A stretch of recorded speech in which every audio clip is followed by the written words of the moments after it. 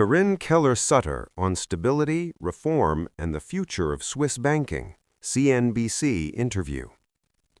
In her CNBC interview, Swiss Finance Minister Karin Keller-Sutter focused on the urgent lessons learned from the Credit Suisse crisis and the government's responsibility to protect financial stability. She explained that Switzerland acted decisively because allowing a systemically important bank to fail uncontrollably would have endangered not only the Swiss economy, but also global financial markets. According to Keller-Sutter, the swift UBS takeover of Credit Suisse was not a traditional bailout, but a stabilization measure taken under exceptional circumstances. She emphasized that the crisis exposed weaknesses in the existing too-big-to-fail framework.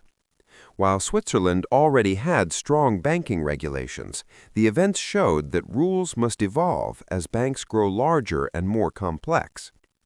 Keller-Sutter stressed that the government's priority is to ensure that major banks can be resolved in a crisis without relying on taxpayers' money.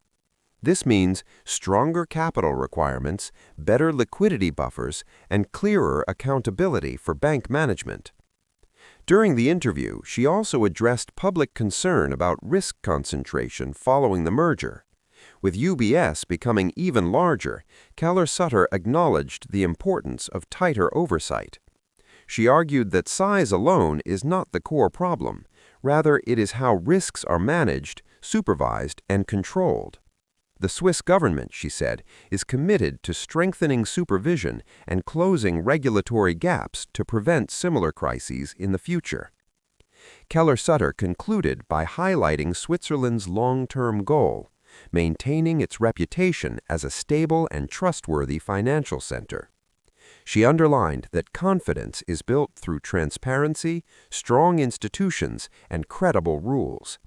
The reforms under discussion, she explained, are not meant to weaken the banking sector, but to make it safer and more resilient, ensuring that power, responsibility, and the cost of financial stability.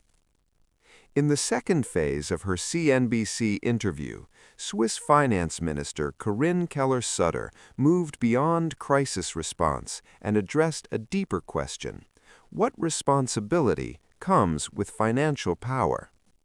She acknowledged that Switzerland's global reputation as a financial hub brings both economic strength and serious risks. When large banks operate across borders and manage trillions in assets, their failure can no longer be treated as a domestic issue. For Keller-Sutter, the Credit Suisse collapse was a clear reminder that financial stability is not optional. It is a public good that governments must actively defend. She explained that the decisions taken during the crisis were not driven by ideology, but by urgency. Markets were losing confidence rapidly, and hesitation could have triggered a wider global shock. Keller-Sutter emphasized that leadership during such moments requires choosing the least damaging option, even when no option is perfect. The UBS Credit Suisse merger, she said, was a difficult but necessary step to prevent panic, protect depositors, and preserve Switzerland's credibility in international markets. A major focus of this chapter of the interview was the balance between market freedom and state responsibility. Keller-Sutter rejected the idea that Switzerland is moving toward excessive state control of banks. Instead, she framed regulation as a framework that allows markets to function safely. Without trust, she argued, financial markets cannot operate. Regulation, therefore, is not an enemy of growth, but a foundation for sustainable success.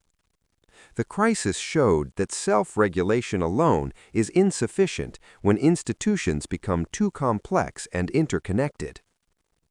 She also addressed criticism that governments always step in to save large banks, creating moral hazard. Keller-Sutter agreed that this perception is dangerous. If banks believe they will always be rescued, they may take irresponsible risks.